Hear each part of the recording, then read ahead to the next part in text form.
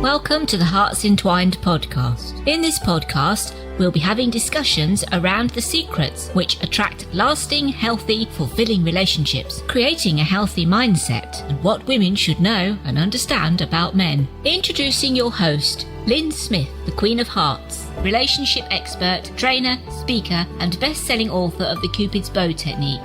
Lyn's mission is to have a positive impact in reducing divorce, domestic violence, and suicide. Welcome to the Hearts Entwined podcast. This is your host, Lyn Smith, the Queen of Hearts. And today, listeners, I've got somebody really special because it's a guest that I've never had with this job description before on the podcast. And I think it's going to be very insightful and informative for you as the listener to hear what he's got to say. He's AJ Grossman III, and he's a divorce lawyer, no less. So welcome to the podcast, AJ. Oh, Lyn, thank you so much. It's such a pleasure to be here with you.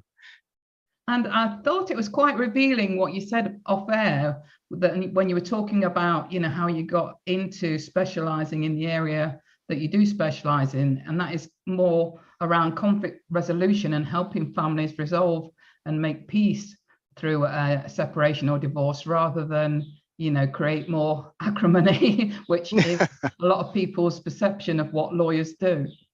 Yes.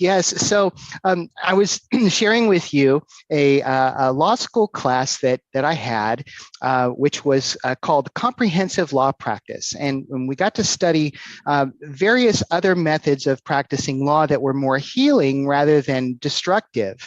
And as part of the class, our professor had us take a Myers-Briggs assessment.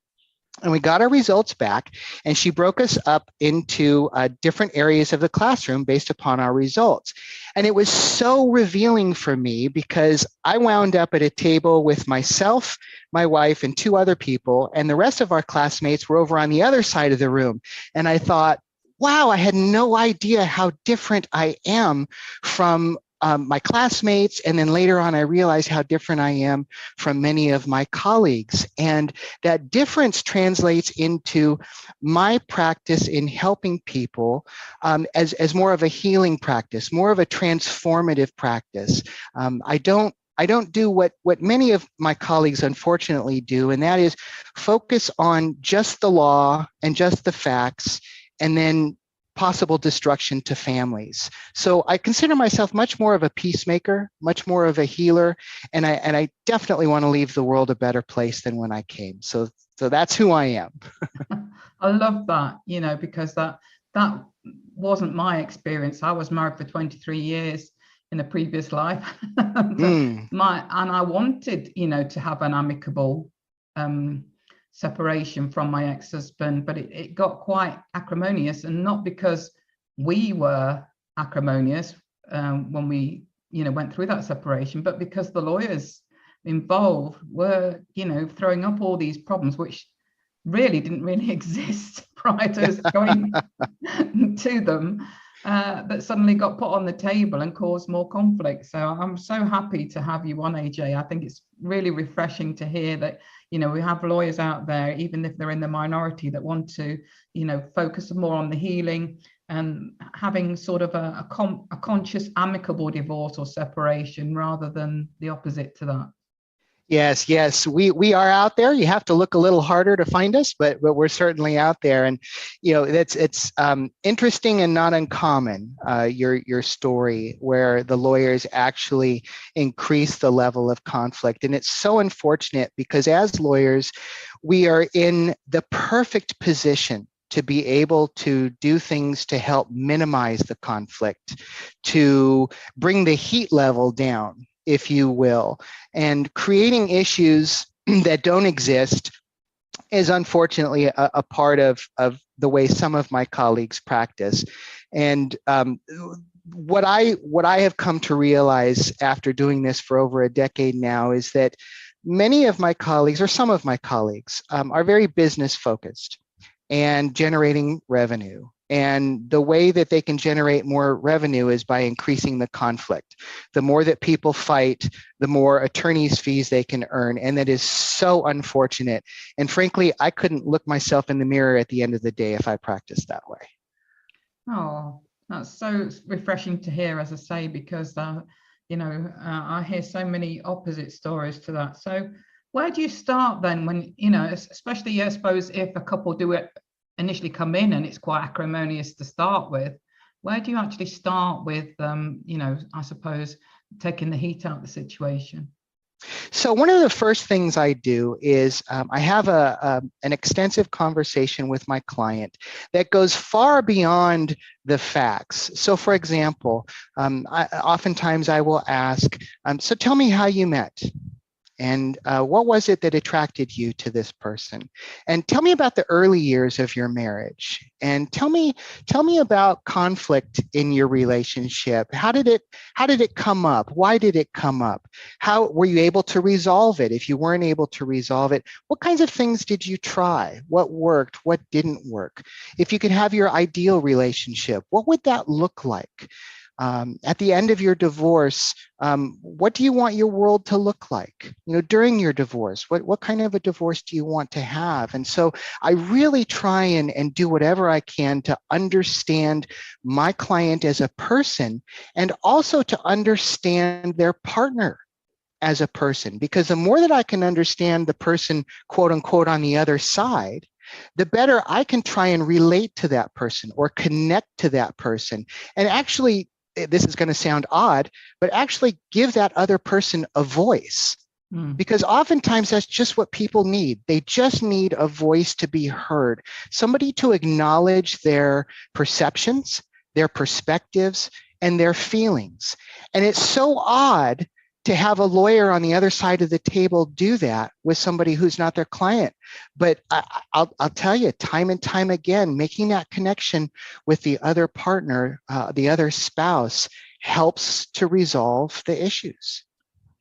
It certainly does, but I suppose it can be a bit more difficult if you're in the situation where your client is the person finger pointing and laying blame at the partner's door.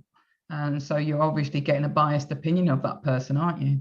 Yes, absolutely. And another thing I've come to learn is that the truth always seems to lay somewhere in the middle between two sides or two perspectives. And one of the things I coach my clients on is communication, how to communicate better with their spouse during a divorce and after a divorce. And one of the things I talk about is trying to remove the judgments.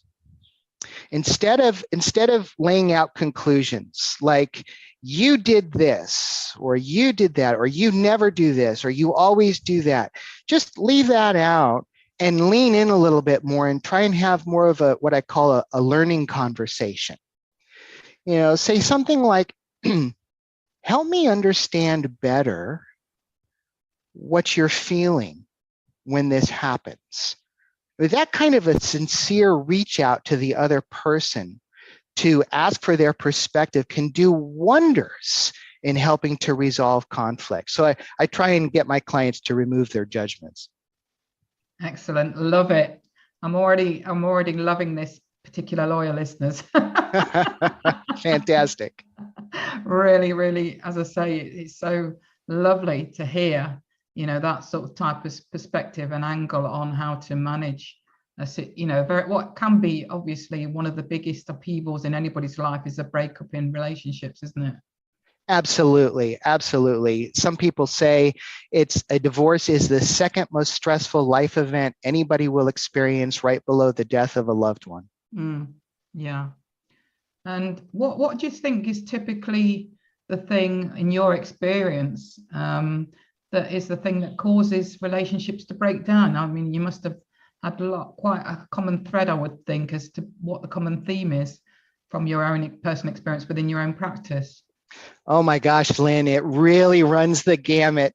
As humans, we are all unique. There's nobody just like us anywhere in the world, and so the problems are varied. But I would say if there was a common theme, I would say probably some of the typical things like financial disagreements. I would say things like different perspectives on what a marital relationship should be, what it should like, what the roles of each person is or are.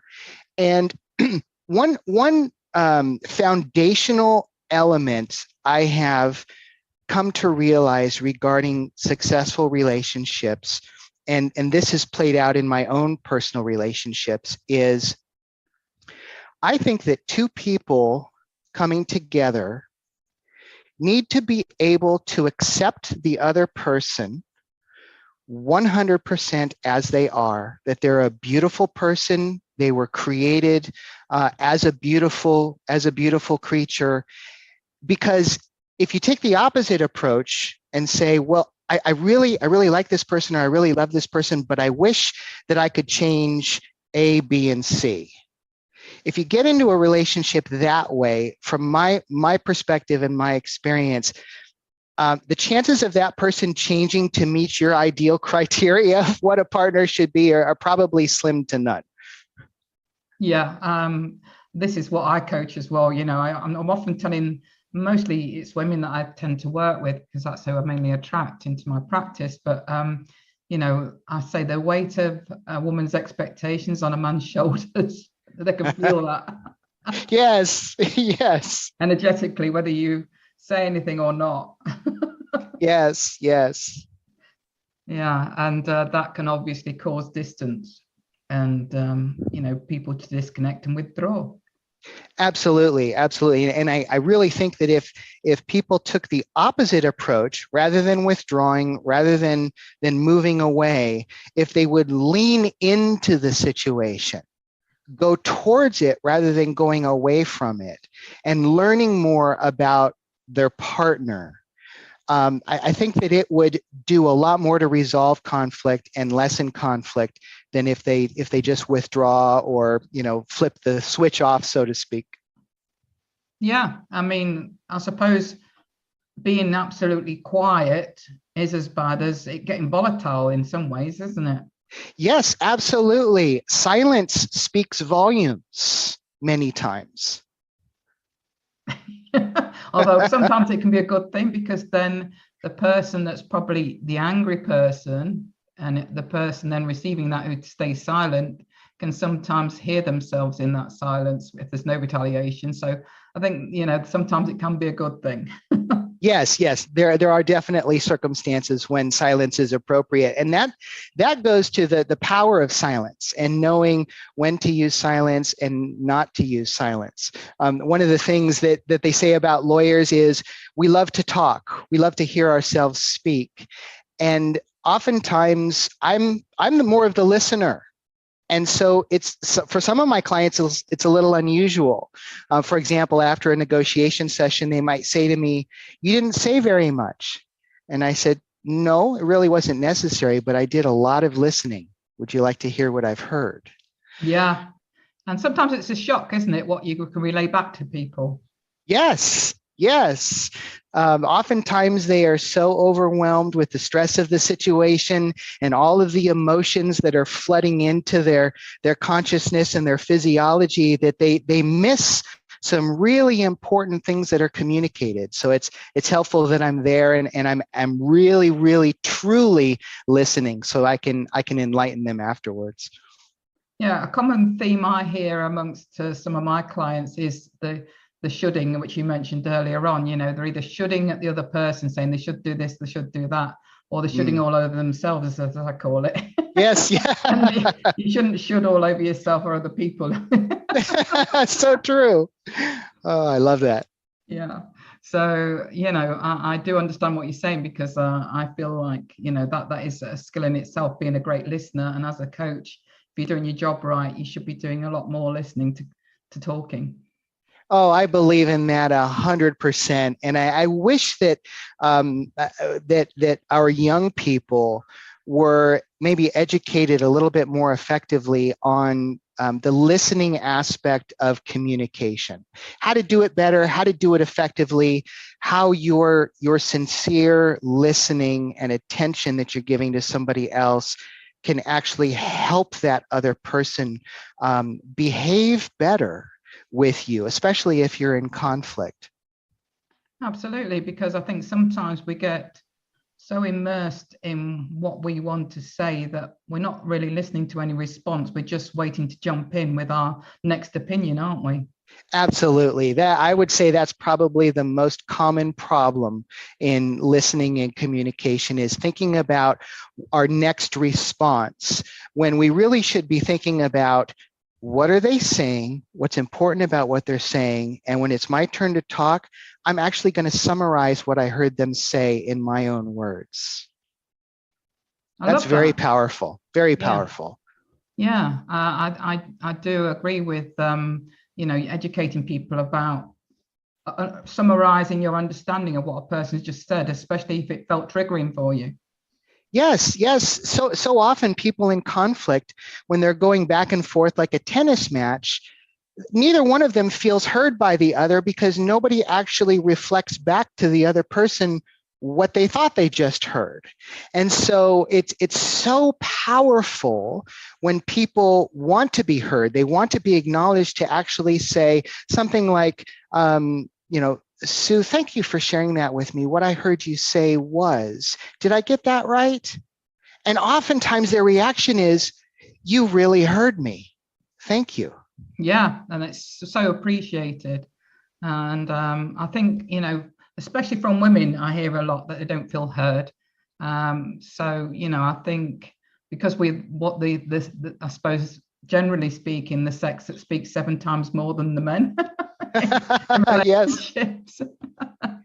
Yes. There's differences between the sexes for a reason. Otherwise, we'd all be asexual people, wouldn't be reproducing ourselves. So, it's still understanding the differences between how men and women think and feel and behave as well. That I think has been important in my work, is helping women understand that men aren't women. They're not hairy women. They think differently. Yes, absolutely. I always say celebrate the differences, because if the world was filled with people who were all the same, it would be a very boring place. It certainly would. So what would your tips be for somebody that's probably listening to this now and probably not got to the stage where they're actually physically divorced yet, but have had their moments in the relationship where, because I think it's quite common, if everybody's really honest, to actually be thinking probably a few years beforehand around whether to separate or divorce before actually words around that subject actually get spoken. Yes. So what would I say? I would say take some time to think about the priorities in your life. What's most important to you? And what do you want out of your life? Personally, professionally, relationship-wise. And if your current relationship is not matching up or not in alignment with what it is you're interested in, then what do you have within your control to try and change it and make it better? And so, for example, if a husband and wife, or husband, wife, whatever the circumstances are, if they're struggling regarding finances, instead of continuing to do the same, what I'll call conflict dance, where they go back and forth with accusations and judgments, I would say approach your spouse with the following. Invite them to sit down and have a conversation with you in a safe place, whatever that safe place might be. And when I say invitation, I really do mean invitation. So it might sound something like this. Lisa, I'm perceiving that we have had some conflict regarding our finances, and it seems like my perception of finances, or my perspective on finances, is different from yours. And it seems like it's taken us some time to realize this. And I'd like to talk with you about it and hear more about your perspective on finances. And so I'd like to invite you to sit down with me and have a conversation. Is now a good time? That gives them that what that does for somebody is it doesn't put them in a corner where they feel like they have to defend themselves. They're actually given a choice, and they can say, yeah, you know what, I've been feeling that way as well. Let's talk about that, just not now. Now's not a good time. Okay, so when could we sit down and talk? So it's much more of a cooperative, collaborative type of conflict resolution rather than the typical. Mm. So that's what that might look like. I love that you give examples around that. So thank you for sharing that and giving a typical example, because I think, a lot of the audience will be able to resonate with examples of how conversations might go rather than just the information. So thank you for that, and for being a great yes. teacher. Yes, of course.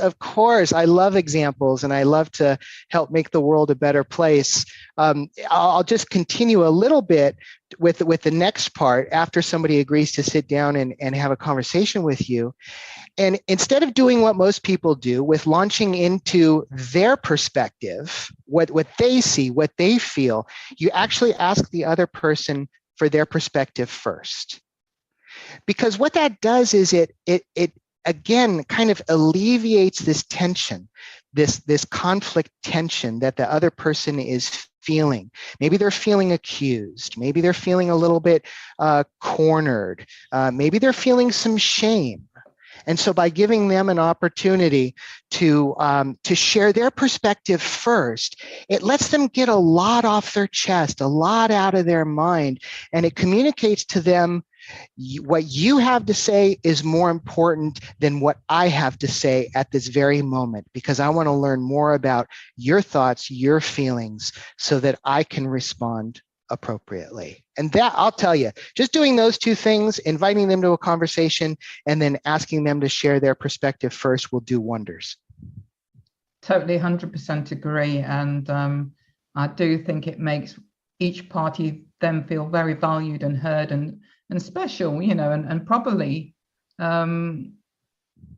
creates a bit more connection that you've probably not felt in a long time between you. Absolutely. And I think that we were talking earlier about the differences between men and women. And what I've come to learn through my own relationships is that women, not all, but many, feel a connection when a man simply gives them his time. Yes. And sits down and listens and sincerely wants to hear what she has to say. And I don't think enough men do it. And I think if they did, if they just made the time to do it, the connection between the two people would be stronger. Absolutely. Yeah, that's been my experience personally and professionally. Absolutely. Because one of the biggest complaints I hear is women not feeling as though they're being heard. Yes. And the way you just explained in a very simple, easy to understand way around how you can invite somebody to have that type of deep conversation flips all that on its head, doesn't it? Yes, it does. Absolutely. So a little bit more about what is it that sort of, did you have any sort of personal experiences growing up that sort of led you down this path in particular around what you do for your passion and for a living at the moment? Or did you just naturally fall into it? I love that question. So I think that all of my life experiences and my environment growing up definitely helped lead me to where I am today. And here's a funny story. So in the early to mid 70s, my mom had gone to law school, and she was a practicing lawyer in California. And she did different areas of law, but one of the ones she did was divorce law. And growing up, I used to hear her complain about her divorce clients. They never pay their bills. They're always upset. They're never happy. She would get phone calls on the weekends like, my husband's throwing all of my clothes out the front door. What do I do? And so when I was getting ready to go to law school, I thought, okay, I don't know what type of law I want to practice, but I know what I don't want to practice. And I don't want to practice divorce law or family law. And funny thing, after 3 years full-time going through law school, I worked in the family law clinic at my school, where I helped people from a lower socioeconomic status get divorced, and I helped them resolve some other family law issues. I came to realize wow, there are some things about me that really kind of uniquely suit me for this. And so when my wife and I graduated from law school, we went on for another degree, which is an LLM. It's called a Master of Laws in Dispute Resolution. We came back to Florida, took the Florida bar exam and passed. And we kind of looked at each other in the bedroom and said, okay, so now what do we do? And so we decided, okay, well, let's open up our own law practice. And then the next question was, well, what do we know how to do? We said, well, we've helped people in family law situations. Let's do that. And so we started our practice together many years ago. And I kept hearing over and over again from my clients, thank you so much. After talking with you, I feel so much better. Or my world, my life was so dark when I knocked on your door. And now it's like you kicked open a door and all I see is light. And that kind of feedback to me told me I'm in the right place. I need to keep doing this. Yeah, it was very powerful, very powerful. Yeah. And so deserved. Obviously, you're attracting what energy you're giving out yourself. So well done, you and your beloved other half. So on that note, AJ, I'd just like to invite you to share what is your best contact information for any of our audience that would like to get in touch with you. Thank you, Lyn. The best contact information would be my website. So that's www.leapfrogdivorce.com. Thank you, AJ. This has been a fascinating conversation. I've really loved talking to you around your different and refreshing approach to conflict resolution and divorce. Thank you so much.